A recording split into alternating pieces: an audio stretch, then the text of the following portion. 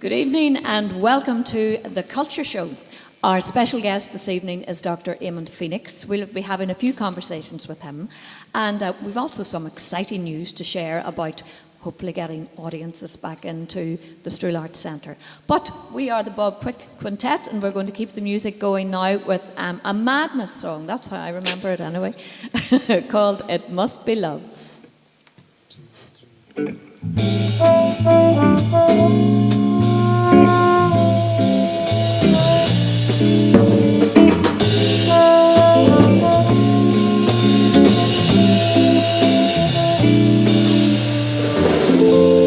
I never thought I'd miss you half as much as I do.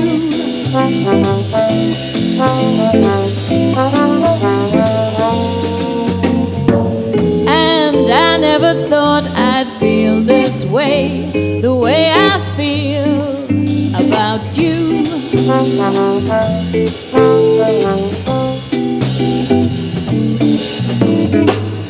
As soon as I wake up, every night, every day, I know that it's you I need to take the blues away. It must be love, love, love. It must be love, love, love. Nothing more, nothing less. Love is the best.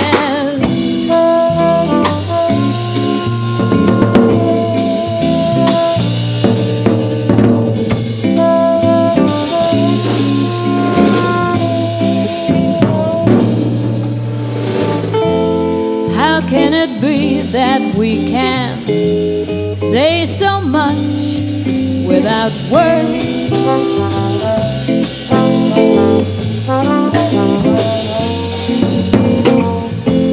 Bless you and bless me, bless the bees and the birds.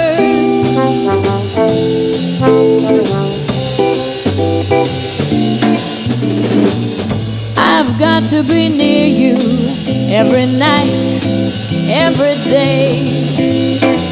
Well, I couldn't be happy any other way. It must be love, love, love. It must be love, love, love. Nothing more, nothing less. Love is the best. It must be love, love, love. It must be love, love, love. Nothing more, nothing less. Love is the best.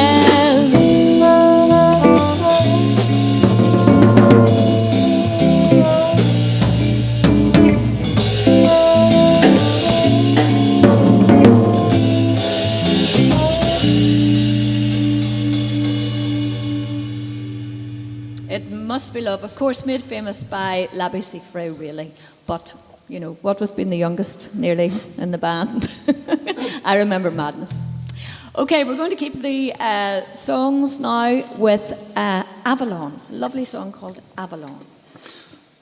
1, 2, 1, 2, 3.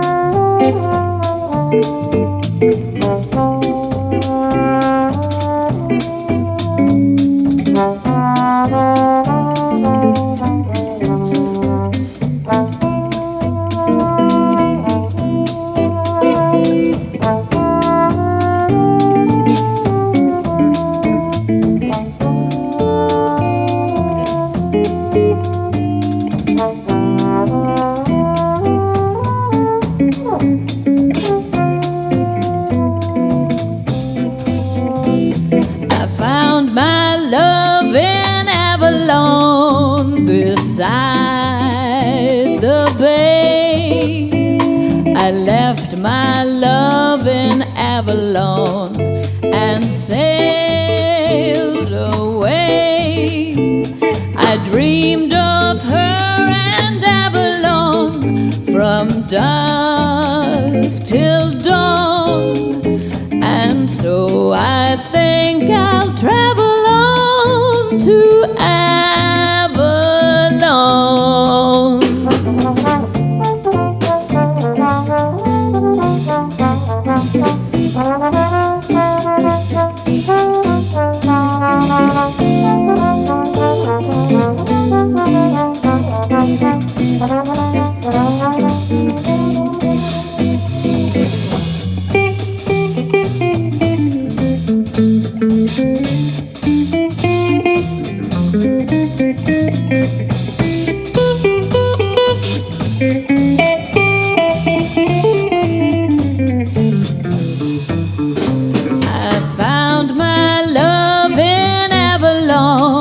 Beside the bay, I left my love in Avalon and sailed away. I dreamed of her and Avalon from dusk till dawn, and so I think I'll travel on to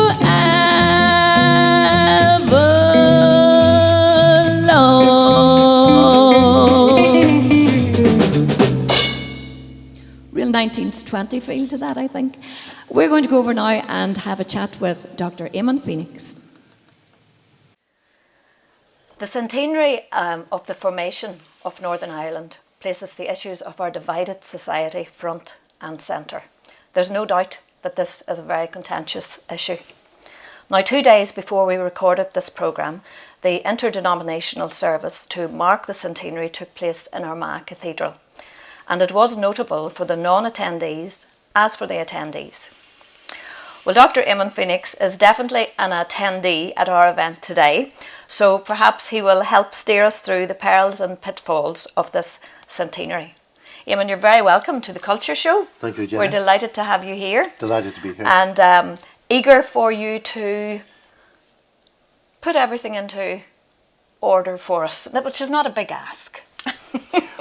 Well, I'd like to talk today about the path to partition and the establishment of Northern Ireland, indeed 2 Irish states, exactly a century ago. But I start off by saying that for the average man or woman on the street in Enniskillen or Omagh or Ballinamalard or Dublin or Belfast, you know, at the start of the 20th century, the notion that Ireland would be partitioned with separate governments north and south in an age of violence, compounded by violence on a world scale in the First World War, would have amazed them.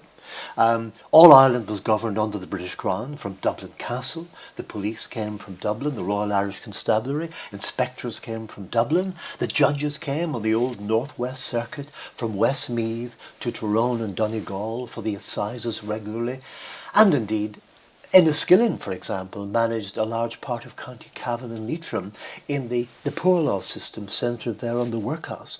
This was very typical. So if anybody had seen the dislocation of all this in major violence between 1920 and 22, they would have been astounded just over a century ago. And then we think about the events at Belfast City Hall just over 100 years ago. In the summer there. On the 22nd of June 1921, the eyes of people in this island and beyond were fixed on Belfast City Hall because it was on that day that the Government of Ireland Act, effectively partitioning Ireland and establishing a new entity called Northern Ireland, came into practical effect. It was a day of celebration for Sir James Craig, the Prime Minister designate, the Unionist leader, who with his Unionist supporters had swept the polls in the so-called partition elections of June 1921. Craig had called for a massive turnout at the polls, and he was rewarded with 40 of the 52 seats under proportional representation in the new Belfast House of Commons. But for Joe Devlin, the nationalist leader, and for Eamon de Valera, the leader of Sinn Féin and the whole island, the launch of the new assembly marked the death of the Irish nation. And of course, with six seats apiece, the old Nationalist Party and Sinn Féin refused to recognise the new state and demanded Irish unity and self-determination. Now, of course, the immediate background to these historic events involved, of course, Ulster resistance to Home Rule at the beginning of the 20th century. If we think back to that period, of course, in 1910, the Irish Nationalist Party, led by John Redmond, the leader of Nationalist Ireland, were demanding Home Rule for the whole island. And they found themselves in a very, very advantageous position because Britain was experiencing what we'd now call a hung parliament. The two general elections in 1910 had produced, if you like, a hung parliament between the Liberal Party and the Conservative Party. And since the 1880s, Ireland had really been the keystone of British politics, the fault line in British politics, with the Conservative or Unionist Party, as it called itself, championing the, if you like, concerns and aspirations of the Unionists of Ireland.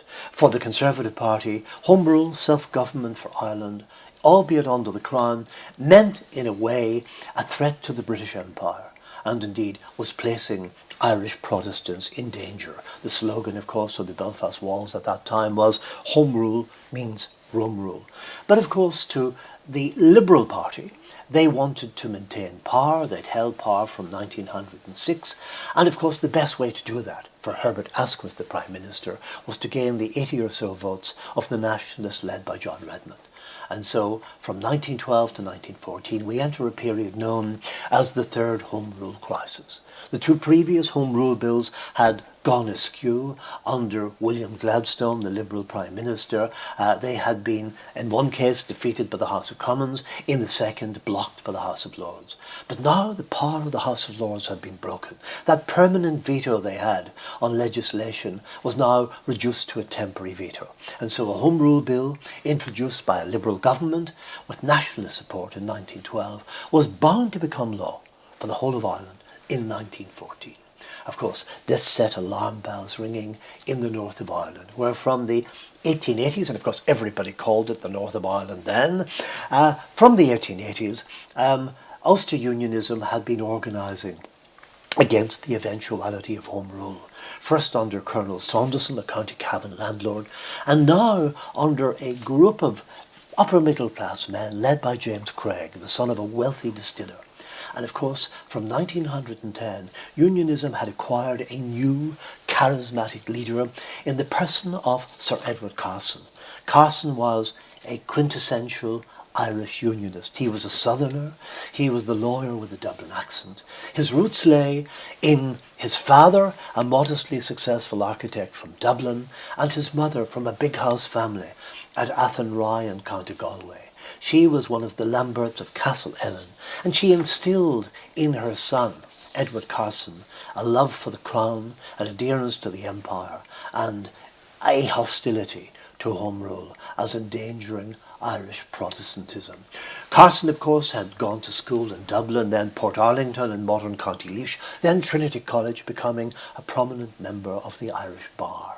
In fact, from 1892, he was MP for his old university, Trinity College, and he was quickly, if you like, talent spotted by Arthur Balfour, a former Prime Minister, Chief Secretary for Ireland, as a Crown Prosecutor, and then, of course, as Solicitor General for Ireland, then England, in the British government.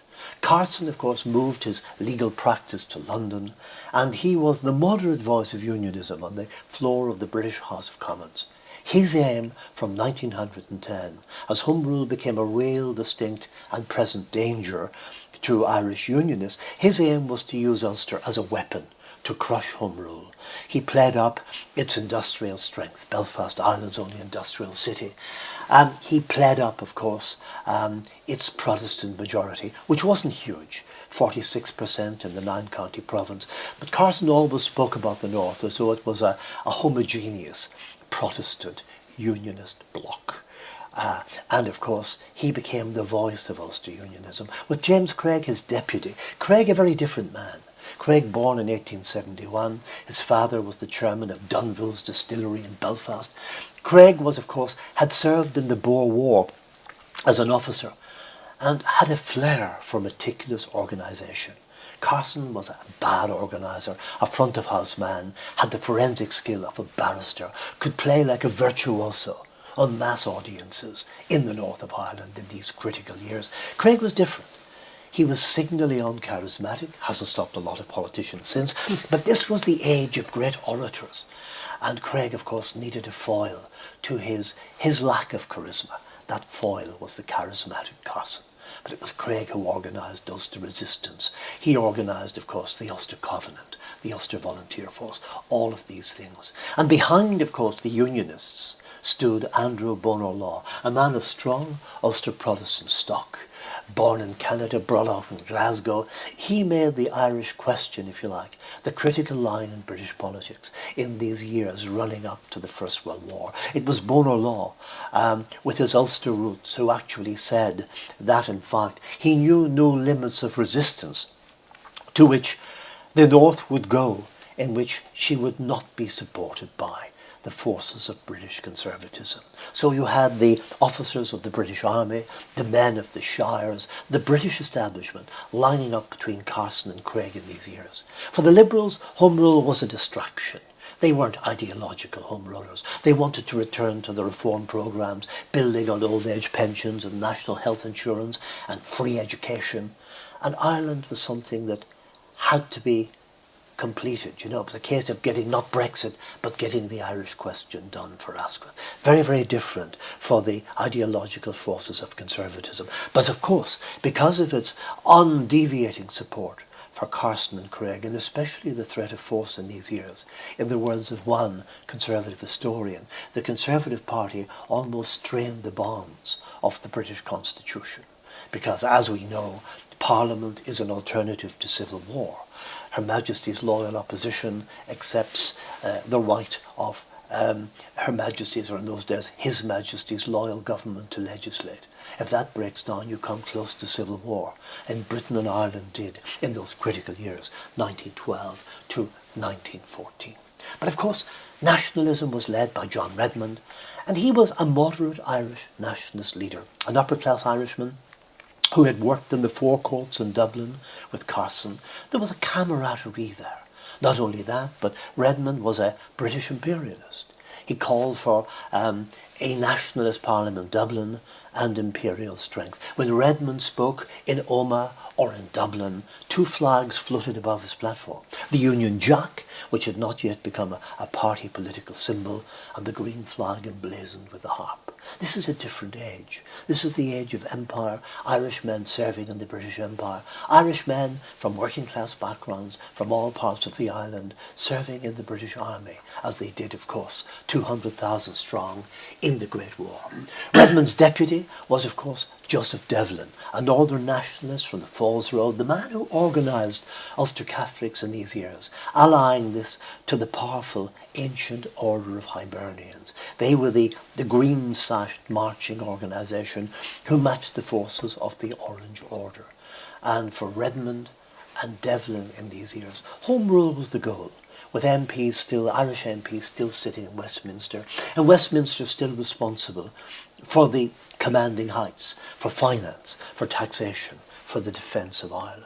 In fact, in many ways, it's difficult looking back to see why nationalism was, if you like, satisfied with such a minor grant of kind of devolved government, and unionism was so opposed. So we move into this period of crisis, and of course the Home Rule Bill is tabled in April 1914. The Home Rule is tabled in April 1912. Almost immediately, Unionist Ulster began to organise. These are the years, of course, when Carson leads 230,000 Protestant men in signing the Ulster Solemn League and Covenant. The Covenant, of course, was the Unionist case against Home Rule, the denial they claimed of their civil and religious liberties, but it also invoked the right of Irish Protestants to use force against the imposition of a nationalist parliament in Dublin. And of course, this was to transform the Irish situation. By January 1913, a new citizens' army was springing up, the first private army since the 18th century. known as the Ulster Volunteer Force. Men were drilling in Belfast shipyards, in the estates of friendly landowners, at Baronscourt in County Tyrone, at Colebrook in County Fermanagh, and they were drilling mainly with dummy rifles. All of that, of course, would be transformed in April 1914 with the importation of 30,000 German rifles. And of course, you had this almost madcap scheme launched by Major Fred Crawford, a Belfast businessman, an eccentric unionist, who received Carson's consent to go to Hamburg to acquire these rifles and machine guns and run them into a Northern Irish port, in this case Larne. And of course, the Larne guns were distributed across the 9 counties of Ulster. And they would arm the Ulster Volunteer Force. 5,000 Ulster volunteers in County Cavan alone, under Sir Oliver Nugent, who would later lead the Ulster Division at the Battle of the Somme.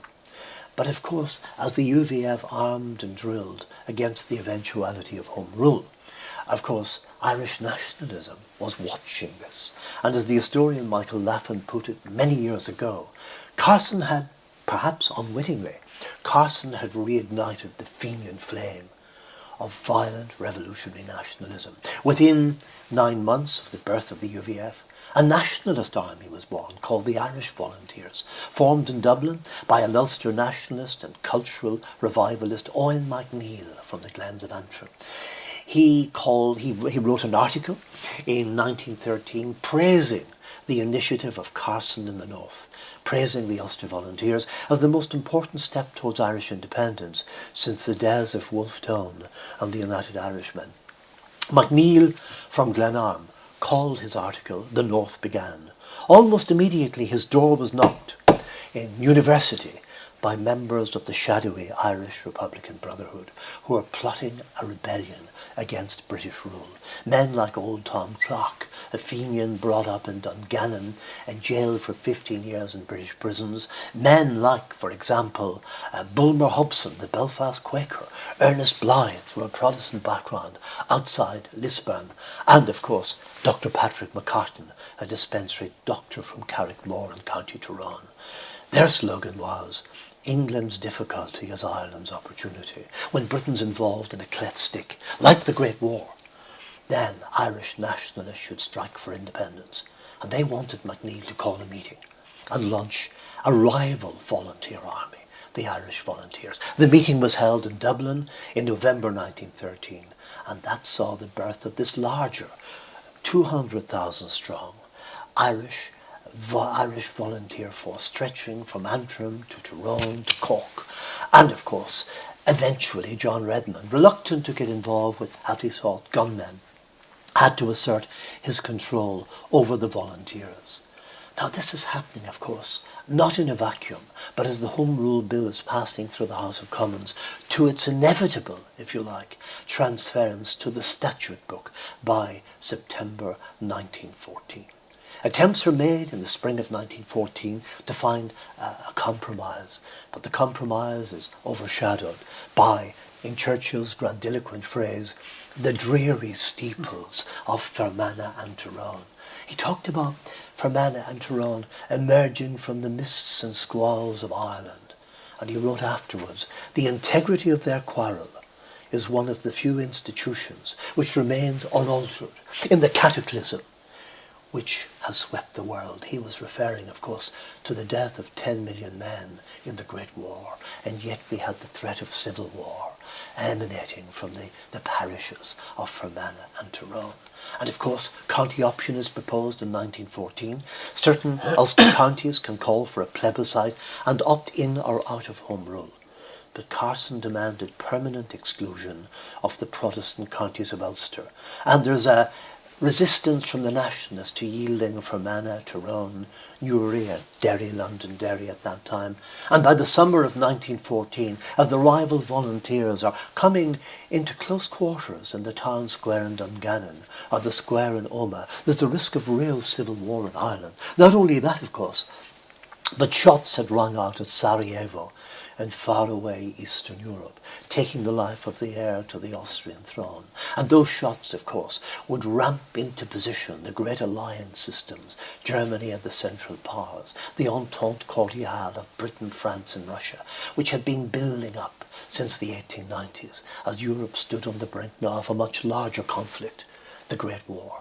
In fact, it was the Great War which prevented civil war in Ireland in 1914.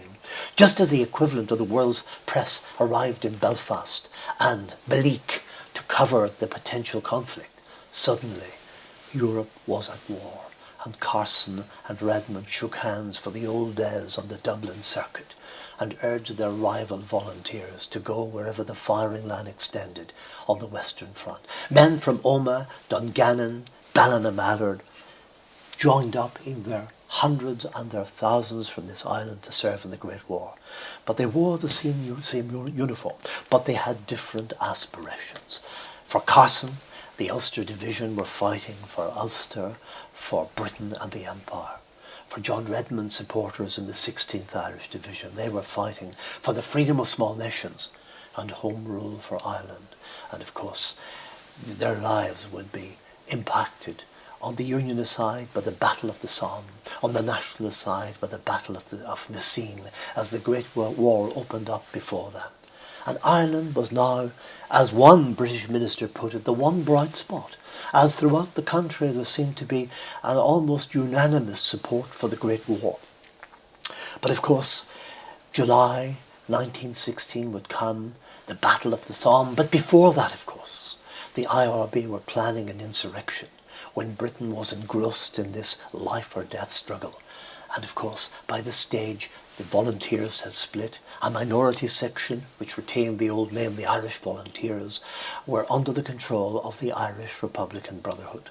A rising was planned for Easter 1916, and in that fateful week, from the 24th of April 1916 onwards, 1,500 members of the Irish Volunteers, Common the Man, the women's section, and the Irish Citizen Army, a left-wing group, they took over the city of Dublin. The plan for an all-Ireland revolt had foundered. And of course it was only at Coal Island, County Tyrone, that volunteers from Belfast and Tyrone mobilised, only to be sent back to their homes as confused messages arrived from Dublin. But the rising went ahead in Dublin, and it would end, of course, in the defeat of the insurgents, led by Pearse and James Connolly. It would see, of course, the execution of 15 of the leading insurgents, and it would see, of course, a reaction to those executions as all Ireland was placed under martial law. It was Lady Fingal, from her castle in County Meath, an upper-class Irish woman with no sympathy for the rising at all, who wrote in her diary about the executions and their impact. It was like watching blood flowing from under a closed door, thick, matted, steaming blood, revolting public opinion, and transforming Irish nationalism from modest support for Home Rule and the British war effort to a demand for something greater, Irish self-determination, an Irish Republic. And a new party emerged with an old name, Sinn Féin, meaning we ourselves, self-reliance. By 1917, this new movement, led by Eamon de Valera, the senior surviving commandant of the Rising, would be winning by-elections in the south and eventually spreading into the border counties of Ulster as George Murnaghan and the group of lawyers in the town of Omagh allied themselves with Sinn Féin in an effort to stop the partition of Ireland. And of course, by this stage, there had been a second blood sacrifice in Ireland, because from the 1st of July 1916 onwards, the men of the Ulster Division, from the little streets of the Shankill Road, from the townlands of Mid-Ulster and the Lagan and East Donegal, would face their doom in the horrific circumstances of the Battle of the Somme. And of course, Carson, a few days later, would make a speech in Belfast in which he would say, from his perspective, Home Rule was killed and buried on the battlefield of the Somme. And what Carson, by now almost the defeated All-Ireland Unionist, what he was trying to do was get the best deal for his northern clients. Not perhaps even 9 counties, perhaps 6, perhaps less. No one knew in 1916. But he also saw the loss of those Protestant loyalist lives as creating, if you like, a demand for separate treatment in Ireland when the war had finally ended. And of course, everything that happens after 1916 plays into the hands of the rising Republican Sinn Féin party. The Conscription Crisis in particular sees, of course, an upsurge of support for Sinn Féin as Britain tries to impose conscription on an unwilling Ireland, warned by John Dillon, a nationalist leader, that all Ireland will rise against you. And of course, this is the backcloth to the 1918 general election. The first election where women over 30 had the vote. The first election where the poor and the marginalised had the vote. The Irish electorate had tripled. People were ready for adventure, even without the question of Irish self-determination. The Irish electorate, of course, went to the polls, and this produced the Sinn Féin landslide of 1918. 73 of the 105 Irish seats, but of course, in the north and the northeast corner of Ulster, unionism had been strengthened by the granting of new seats to the cities like Belfast. And of course, two things happened that are interesting.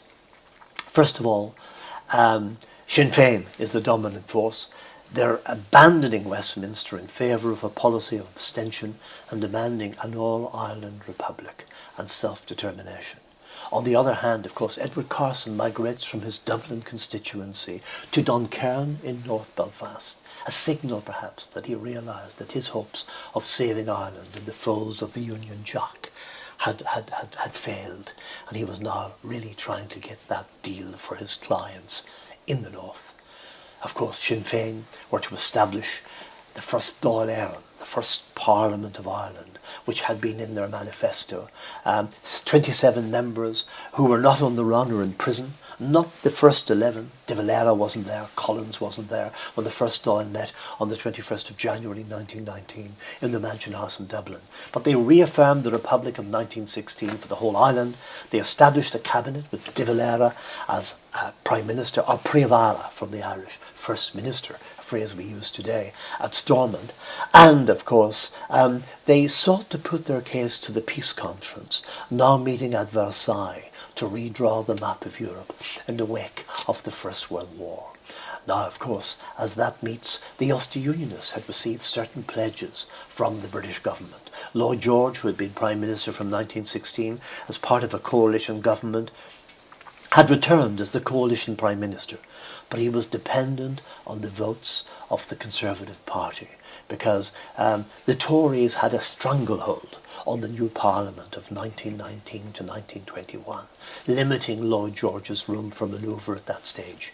And of course, Lloyd George and Bonar Law, the Conservative leader, pledged themselves to the safeguarding of the 6 counties of North East Ulster. These counties, they said, should not be subjected to a Dublin Parliament against their will. This enabled James Craig and 3 of his colleagues to accept junior ministries in the new administration. And so James Craig, coming into his own now, as Carson is pleading age and infirmity and about to retire, Craig is able to shape the Partition Act to suit his own people. In fact, the Ulster Unionists are very lucky that the only Home Rule Act that actually was put into practical effect was one on which they were widely consulted by their friends in the British government.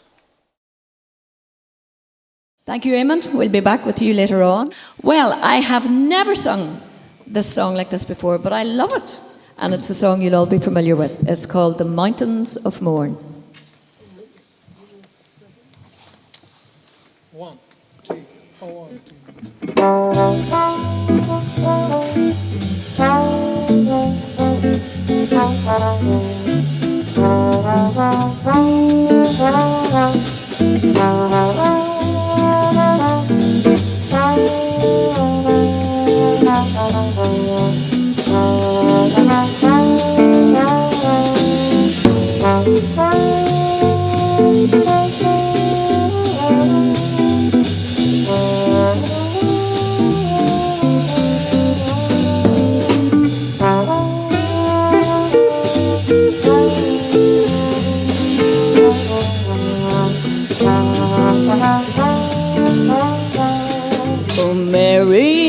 London's a wonderful sight, where the people here working by day and by night. They don't sow potatoes potatoes, nor barley, nor wheat. But there's gangs of them digging for gold in the street. At least when I asked them, that's what I was told. So I just took a hand at this digging for gold. But for all that I've seen there, I might as well be where the mountains of Mourne sweep down to the sea.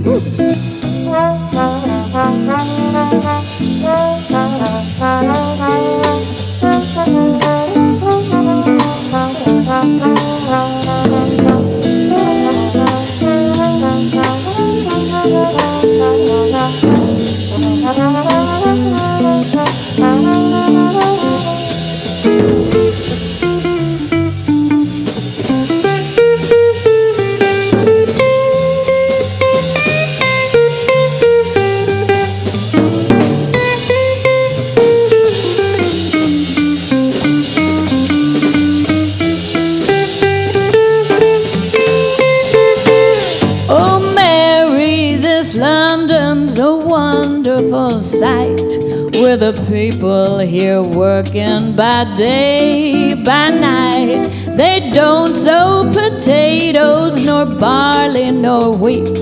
But there's gangs of them digging for gold in the street. At least when I asked them, that's what I was told. So I just took a hand at this digging for gold. But for all that I found there, I might as well be where the mountains of Mourne sweep down to the sea. Where the mountains of Mourne sweep down to the sea. Where the mountains of Mourne sweep down to the sea.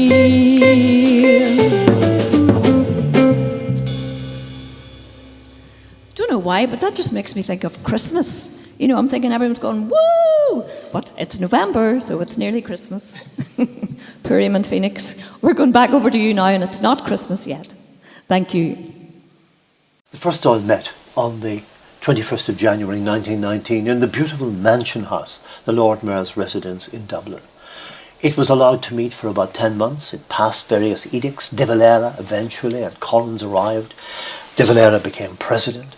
Collins became Minister of Finance, was a full cabinet, and the Dáil attempted to set up a network of Republican courts throughout the country, even a couple operating in County Fermanagh, one at Maharamina Castle, for example, outside Belize. And of course they raised a Dáil Éireann loan to pay for the government of the Republic. And this involved Eamon de Valera spending 18 months in the United States, where he was accompanied by an Ulster Presbyterian minister, the Reverend James Irwin from Killeed in County Antrim, going from city to city supporting an Irish Republic. But of course, at home, on the day the first Dáil met, the first shots rang out in the Irish War of Independence. And they rang out at a crossroads at Solohead Beg in County Tipperary. A small group of volunteers ambushed two RIC men who were escorting a load of gin at night to a quarry. The policemen were shot dead. Their arms were taken. Public opinion was mixed. Nobody had seen this coming. The first really killings since the Easter Rising of 1916. But as the year went on and 1919 turned into 1920, a war of independence began to escalate. The IRA war, the volunteers were renamed the Irish Republican Army, and they waged largely a guerrilla war against Crown forces in Ireland. Essentially, initially, the mainly Catholic Royal Irish Constabulary in their barracks from Tyrone and Fermanagh throughout the country. Michael Collins, of course, waged an intelligence war in Dublin, trying to blind the British intelligence. And of course the British government responded by making good the gaps in the RIC by ex-soldiers, the Black and Tans, introduced in March 1920. And then of course the auxiliaries, ex-officers, introduced around the same time. The British government also, if you like, introduced a policy of direct reprisals for IRA action. So if the IRA shot police or military, they would respond in kind. And soon there was a bloody war escalating throughout the country. And of course the IRA campaign soon extended to Ulster with attacks on barracks at Greencastle in County Tyrone, at Cookstown, at Tempo in County Fermanagh, and of course throughout the rest of the north. Now, of course, this is escalating at all times. Now, the British government, of course, had to do something about Ireland from their point of view, because the Home Rule Act, which had been passed into law in September 1914, was due to become effective when the last peace treaty was signed. And that was going to happen any time soon at the Peace Conference of Versailles. This new government, of course, though fronted by a Liberal Prime Minister in Lloyd George, was overwhelmingly conservative and pro-unionist, with Bono Law very much the eminence grise, the grey eminence in the background, very much carrying a torch for his allies in the Protestant north. And Craig, of course, as a junior minister, as Parliamentary Secretary of the Admiralty, was sure-footed in the corridors of power. He would be able to shape the government's policy in Ireland to meet the needs of his own people, the majority in northeast Ulster. By the autumn of 1919, a committee had been established in the House of Commons chaired by Walter Long, Sir Walter Long, a leading conservative, an ally of Ulster unionism, presided over the British government's response to the Irish question. We have to remember that this was a coalition government. Liberal and Conservative had been at daggers drawn on the Irish question only a few years earlier, when Britain and Ireland came to the very brink of civil strife. Now, of course, the so-called Long Committee of Liberals and Tory were looking at the Irish question. They decided right away on partition as a at least temporary solution to the problem. And they proposed two Irish parliaments, one in Belfast and one in Dublin, which would have limited powers for peace, order and good government. Everything from law and order to education to local government. But the more important matters, like finance and taxation, like the defence of the realm, they would rest with Westminster. And the British Army would still have the Curragh Camp in County Kildare, Thiepval Barracks in Lisburn, a major presence on Irish soil. This was limited home rule. This wasn't Irish independence. But there was one issue that the committee came down very firmly in favour of, and that was a 9-county Northern Ireland. They proposed that Northern Ireland would comprise the historic 9 counties from Antrim to Cavan. This would produce a unionist majority of 56%, a large nationalist majority, especially west of the River Bann, which they believe would lead to, if you like, a system of checks and balances, of give and take within the new parliamentary system. Of course, we have to remember that issues like law and order and education had always been very divisive in Ireland. These weren't just minor powers when you gave them to a majority of the population in either area. And there was the 12% Protestant unionist minority in the south to consider as well.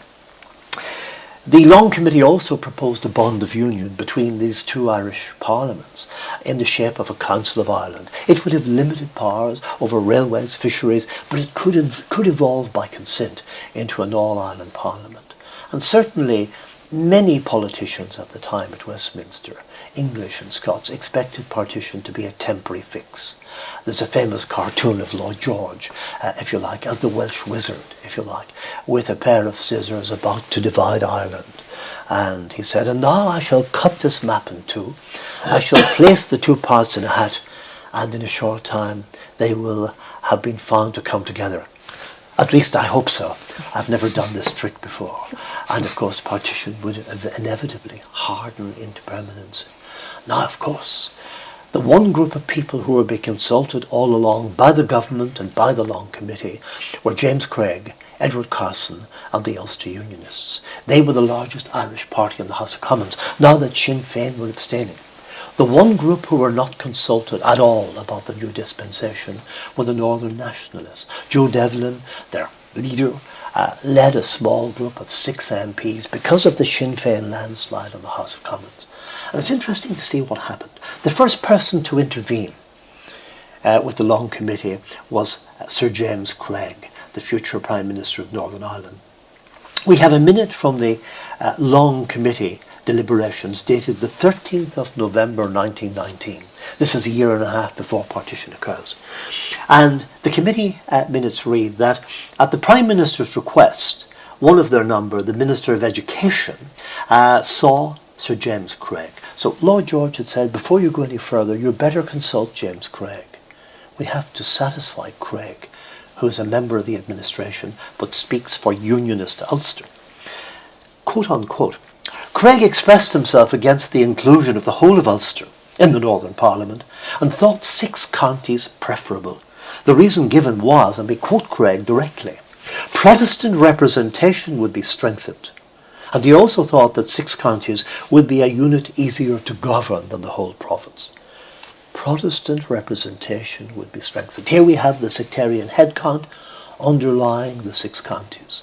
As one of Craig's fellow Unionist ministers, Sir Dennis Henry, declared in Omagh Courthouse in 1917, in the north of Ireland, he said, we have to admit, 99% of Catholics vote nationalist and 99% of Protestants vote Unionist. And this state will be built on the Protestant majority. Craig didn't want a narrow majority, which would obviously result in Irish unity in the medium term. Of course, the Northern Nationalists were not consulted at all, even though they outlined their opposition to partition. In the case of Thomas J. Harbison, the Nationalist MP for East Tyrone in the House of Commons, and also the kind of safeguards they require, the retention of proportional representation for all elections, safeguards in education for Catholic schools, and a nationalist-weighted presence in the second chamber, the Senate of the Northern Ireland Parliament. These were heard by the Unionists, but they didn't respond. Carson demanded a special Senate for the Protestants of the South. They were given 50% of the seats in the second house of the Parliament of the Irish Free State, Dáil Éireann, from 1922 to 1936. They reviewed something like 1,600 pieces of legislation. That didn't apply in the case of the Northern Nationalists. They would have to stand on their own feet in the House of Commons. Joseph Devlin, the Northern Nationalist leader, wrote to his friend, the future Cardinal O'Donnell, on the 13th of February 1920. As far as I can see the situation, and he was an outsider looking in, it means a parliament will be set up in the north of Ireland, that phrase again, and not for the whole of Ulster, but for the 6 counties. This will mean the worst form of partition. And of course, permanent partition. Once they, the Unionists, have got their own parliament with all the machinery of government, courts, civil service, police force, I'm afraid that anything like subsequent unity of Ireland will be impossible. We Catholics and Nationalists could not consent to be placed under a parliament so skillfully established as to make it impossible for us to be ever other than a permanent minority. 2 different views. Craig wants his 6 counties, Protestant security, as he puts it. Devlin, who is excluded from these negotiations, sees this 6-county solution as permanent partition and permanent Unionist Protestant ascendancy in the new Northern Ireland state. The Southern Unionists didn't want it either. Lord Dessart from County Kilkenny wrote a bitter note to the Long Committee at Westminster. Southern Unionists are all opposed to partition, but some are much more influenced by the attitude of Ulster. Others, like myself, regard the Ulster attitude as selfish and a betrayal of their old friends in the South. So, Southern Unionists opposed partition because it would leave them an isolated minority. The Northern Nationalists opposed partition. It would leave them an isolated minority under their traditional enemies, the Unionists. Craig sought partition because he realised that a Northern Ireland Parliament, something that the Unionists had never demanded before, would give them a bulwark against pressure from a future British government to inveigle them into some kind of a united Ireland, an alignment with Dublin in the future. And of course, the Government of Ireland Act is introduced in the House of Commons with a 6-county unit for Northern Ireland in March 1920. But Craig insisted on 2 other things. As IRA violence escalated in the north at this period, attacks on barracks, for example, throughout the 9 counties, he insisted, first of all, that the Ulster Division, returning now from the trenches, the ragged remnant of the men who had marched off in 1914 to the Somme and Flanders, that they should become an auxiliary police force, a kind of a black and tans for the northeast corner of Ireland. At a meeting of the cabinet, shows you Craig's access to the cabinet, in July 1920, he said that if the UVF didn't become the police force, there was a danger of organised reprisals in the north, which he wanted to prevent. He was backed immediately by Churchill, who said, let's arm the Protestants. That will free up troops and police for action against the IRA in the south. And so the Ulster Special Constabulary were formed, A Specials full-time, B Specials, farmhands, shipyard workers who had been massed on the new border as 1920 turned to 1921. And of course C Specials, a non-paid reserve. By 1922 there were 32,000 specials, mainly B Specials, mobilised because of the time of emergency, armed and paid for by the British government. Lloyd George privately described these people as akin to the fascisti, Mussolini's armed followers in Italy, but nonetheless the British government had supported them for security reasons. And of course, to Northern nationalists, they were quote-unquote the dregs of the Orange Lodges. They were, if you like, an exclusively Protestant sectarian force. Of course, on the other hand, Craig insisted on two other things. He insisted, first of all, that a new Under-Secretary would be appointed not to Dublin Castle, where key officials were based, but this one should be sent to Belfast. His name was Sir Ernest Clarke. He was a leading British public servant who had worked in the Treasury, and he had also served in South Africa, where he had been responsible for state building. Sir Ernest Clarke met Craig in 1921, and Craig said to him, if you're going to serve Ulster, the name Ulster must be written on your heart. Sir Ernest Clarke, a 60-year-old Englishman, said, but sir, there's no room. The words England and Empire are already graven on my heart. Craig said, you'll do. And he was appointed with an office in Belfast City Hall. And Clarke's role from September 1920 into 1921 was to establish the understructure of a new government, a new judiciary, a new civil service, a new police force, sort of recruiting the special constabulary in Orange Halls and the estates of friendly landowners. But of course something else is happening in these months. Sectarian tensions are building up. Events in the south impact on the north. For example, the murder of the Lord Mayor of Cork by members of the Royal Irish Constabulary as an organised reprisal in March 1920 has implications for Ulster because, of course, a coroner's verdict in Cork found District Inspector Ross Swansea guilty of murder. He was an Ulster-born RIC man. He was spirited north to the Unionist town of Lisburn.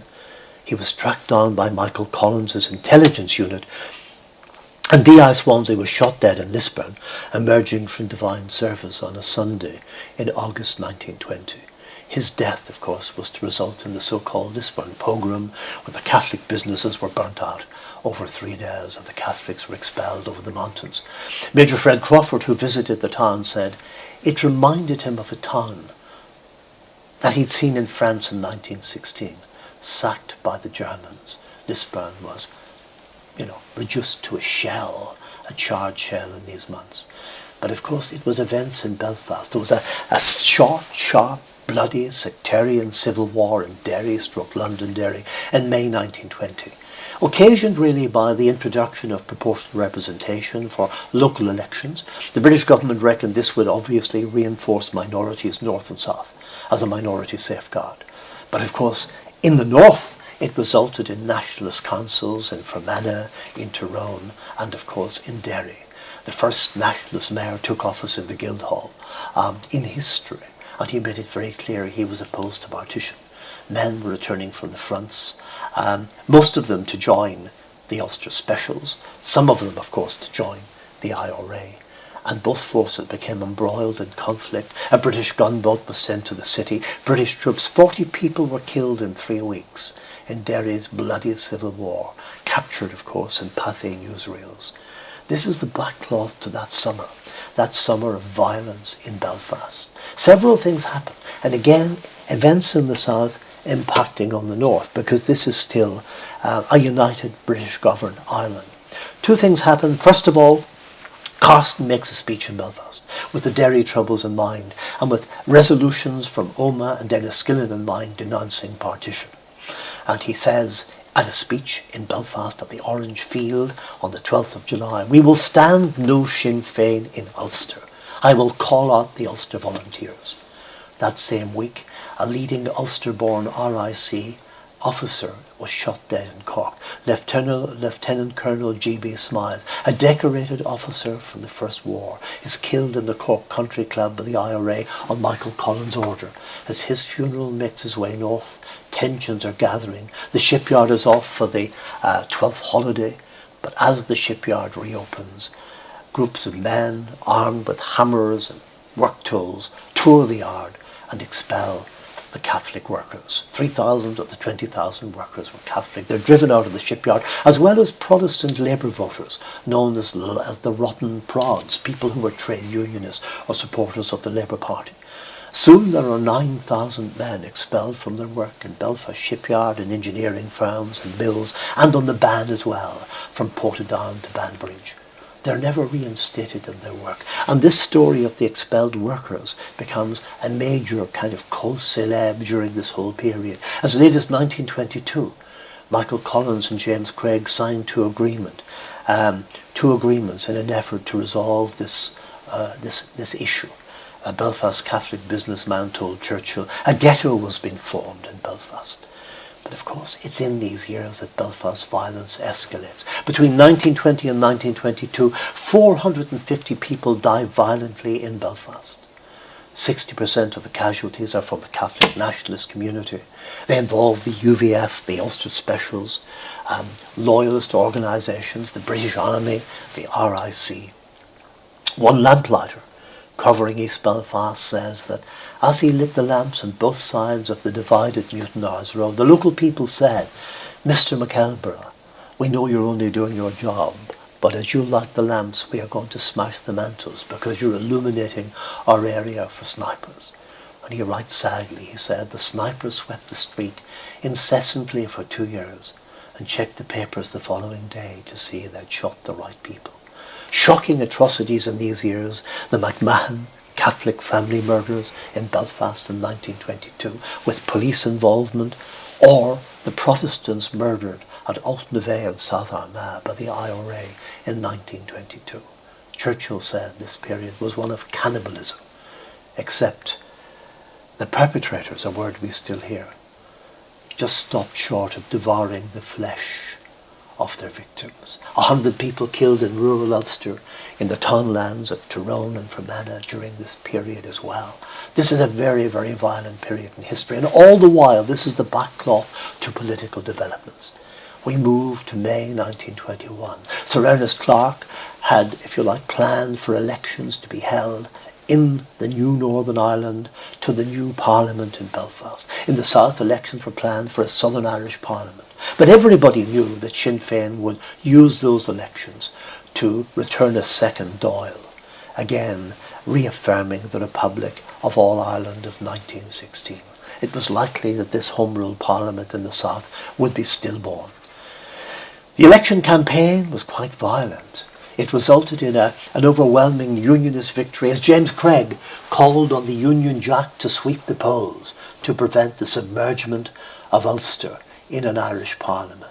For Joe Devlin and Eamon de Valera, having signed an anti-partition pact, they said, of course, that partition meant national suicide. The results were 40 Unionist MPs, 12 anti-partition MPs who would not be attending. The scene was set for the King's visit to Belfast on the 22nd of June 1921. But think about it, violence is still raging across Ireland as this is happening. In fact, Winston Churchill, as Secretary of State for War, had been planning to send in 200,000 troops for a military solution. That could be done, but it would involve mass internment camps, even concentration camps, military rule. Was this practical politics in 1921? American public opinion said no. British liberal opinion said no. The British government would have to find a way out of this dilemma, where in fact they were themselves smeared with the kind of mark of the reprisals policy.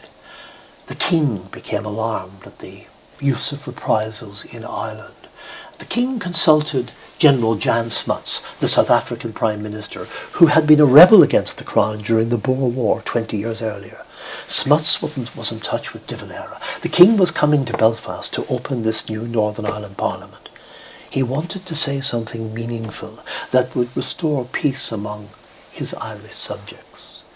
His speech was largely written by Smuts and a few other civil servants. He travelled to Belfast, known for its levels of sectarian and political violence. Queen Mary, who accompanied him, was really affrighted on that sunny June morning as she arrived. 300 British security agents on the high buildings around central Belfast as the king processed from the docks to Belfast City Hall. Not a nationalist in sight. He made his speech, but he used his speech in a meaningful way. He called for Irishmen to forgive and forget, to stretch out the hand of forbearance and conciliation, and to seek for the land that they love, whether under one parliament or two, as those parliaments may themselves decide, a new era of peace, contentment and goodwill. No sooner had George V spoken than his words were echoing through Sinn Féin in the south. Those words were not addressed to the Unionist MPs present in the chamber in the City Hall. They were addressed to De Valera and Michael Collins, 100 miles away in the south. Within days, a truce was arranged between the IRA and Crown forces, which applied to the whole island. Within 2 weeks, Eamon de Valera was negotiating with Lloyd George in London, and the way was paved for the treaty negotiations of 1921. But of course, the king had set his seal on the establishment of Northern Ireland, which was born in violence, which lacked consensus, and indeed the treaty negotiations would produce only a tangled web of ambiguity to try to resolve the question of the dreary steeples and Fermanagh and Tyrone. And that clause, Article 12, the Boundary Commission, would eventually collapse in 1925, leaving the border where it had been drawn in 1921, from Lochfoyle to Carlingford Loch. So now we're going to go back to the band, and the legend, or as Davy Doonan likes to call him, the legend, is going to sing My Babe.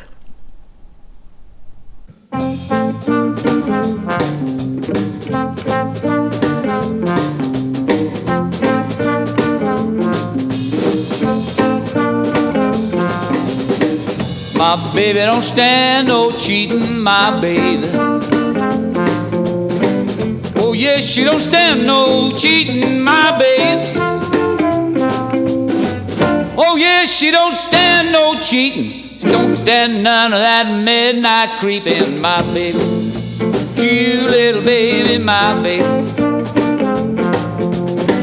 My baby, I know she loved me, my baby. Oh yeah, I know she loved me, my baby. Oh yeah, well I know she loved me. She don't do nothing but to kiss and hug me, my baby. Sweet little baby, my baby.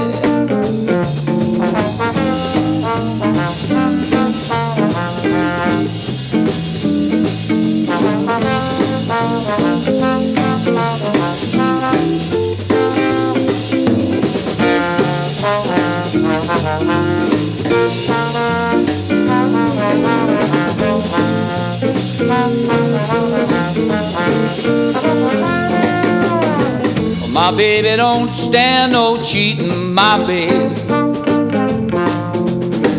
Oh no, she don't stand no cheating, my baby. Oh no, she don't stand no cheating. Everything she do so pleasing, my baby. True little baby, my baby. My baby don't stand no fooling, my baby. My baby, she don't stand no fooling, my baby. Oh yes, she don't stand no fooling. And when she's hot, there just ain't no cooling, my baby. True little baby, my baby. True little baby, my baby. True little baby.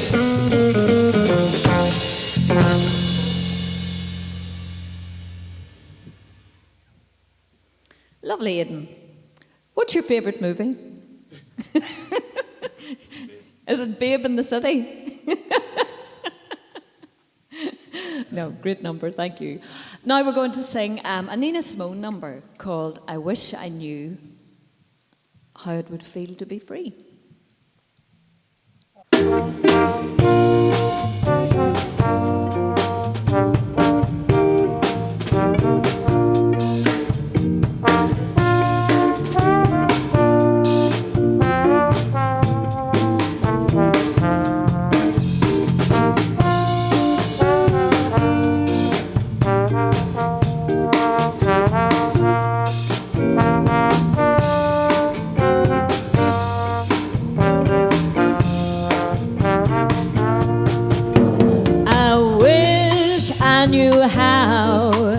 It would feel to be free.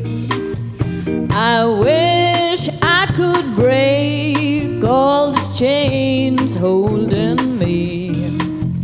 I wish I could say all the things that I should say.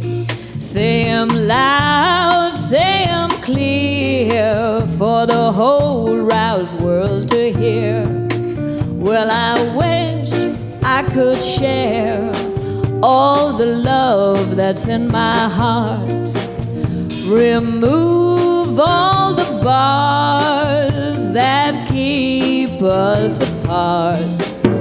I wish I could know what it means to be me. Then you'd see and agree that every man should be free.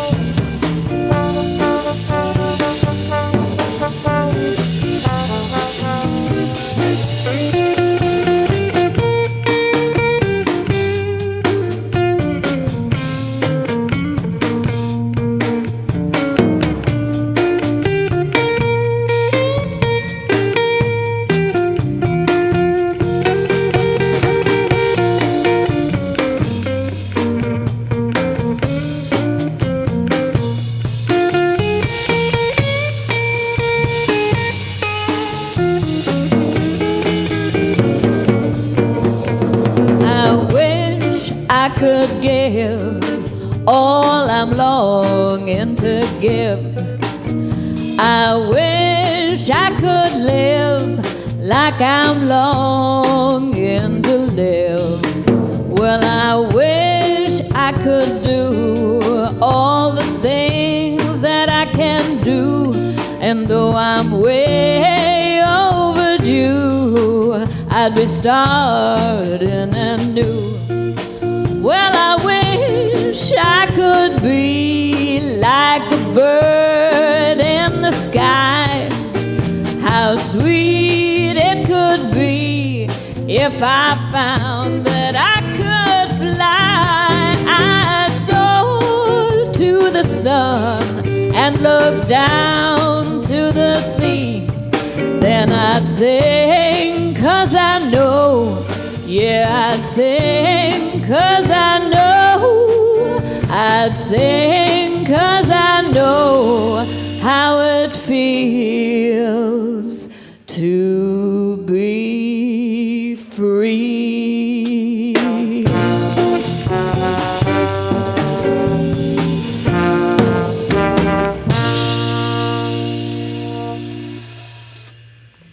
Now, Bob and I are going to take a minute to tell you some exciting things that are happening within the Struil Arts Centre. So, like yourself, I am dying to hear this exciting news. Well, hold on a second. Just hold your horses a second. Am I interviewing you or are you interviewing me? We need to lay some ground rules, young lady. Well, I think it's normal that we are listening to you. Ouch. Can I get some water for that burn? Well, the exciting news is, of course, that we're moving the Culture Show into a live situation.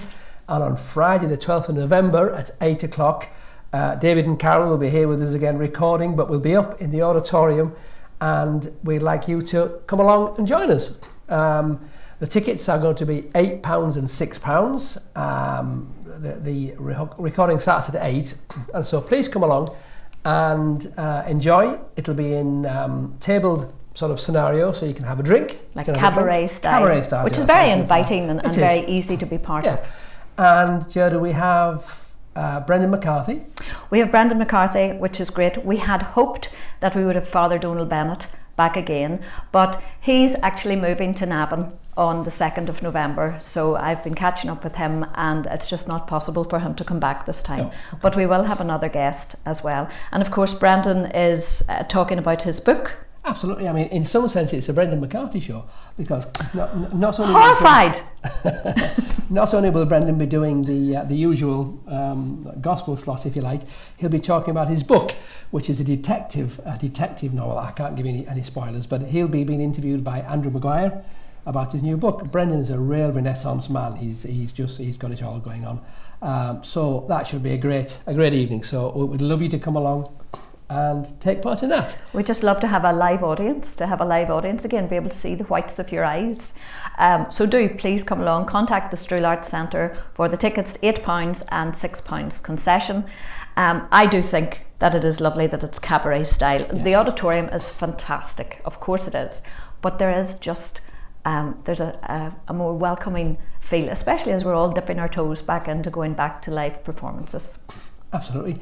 And looking way ahead, if you're interested in our lunchtime gigs in the Strull Cafe, the quintet will be playing there on the 21st, 22nd and 23rd of December, and that's always a fabulous Christmas atmosphere, and Oma just comes and joins us and we just have a great time, and nice food and nice cups of coffee and tea and stuff. And more than nice sometimes. As we round out, Gerda and I are going to arm wrestle over who's going to get to eat those croissants. Me. And we're also going to pass back to the band, where we're continuing the music with the theme from MASH.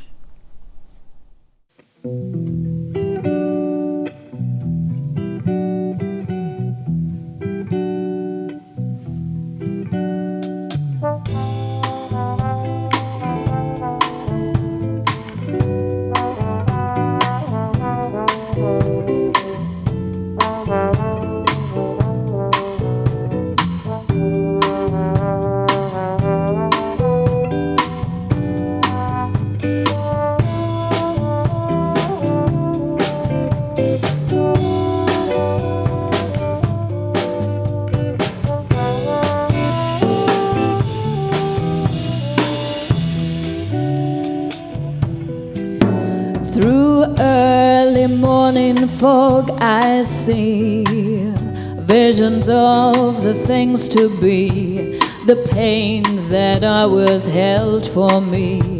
I realize and I can see that love in life is painless. It brings on many changes, and I can take or leave it if I please. I try to find a way to make all our little joys relate without that ever-present hate. But now I know that it's too late, and love in life is painless. It brings on many changes, and I can take or leave it if I please.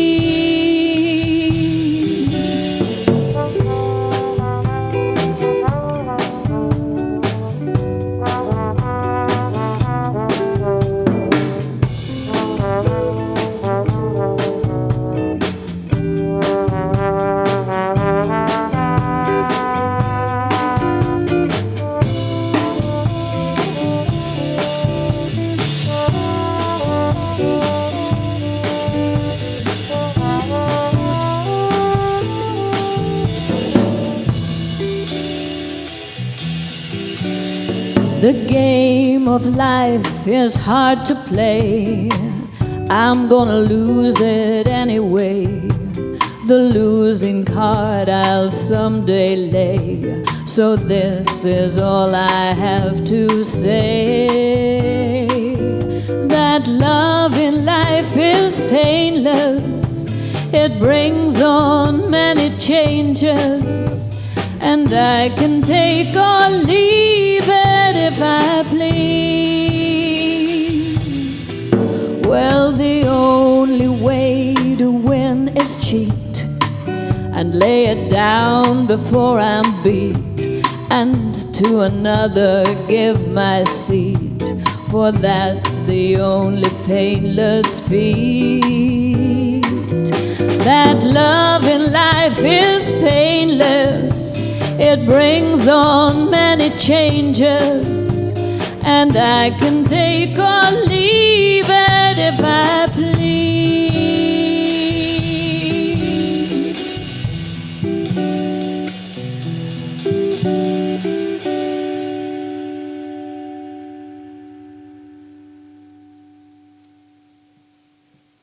I just know they're all thinking of Hot Lips Houlihan.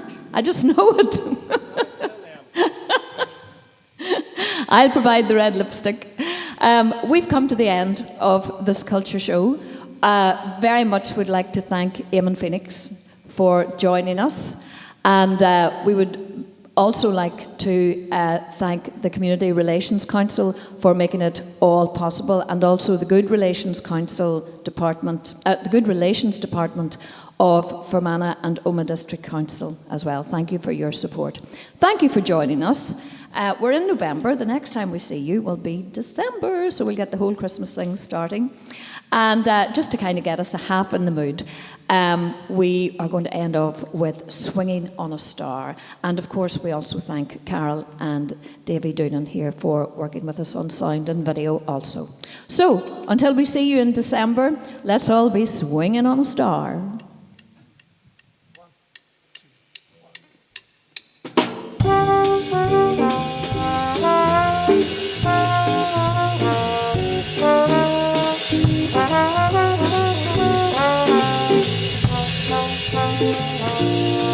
Would you like to swing on a star, carry moonbeams home in a jar, and be better off than we are?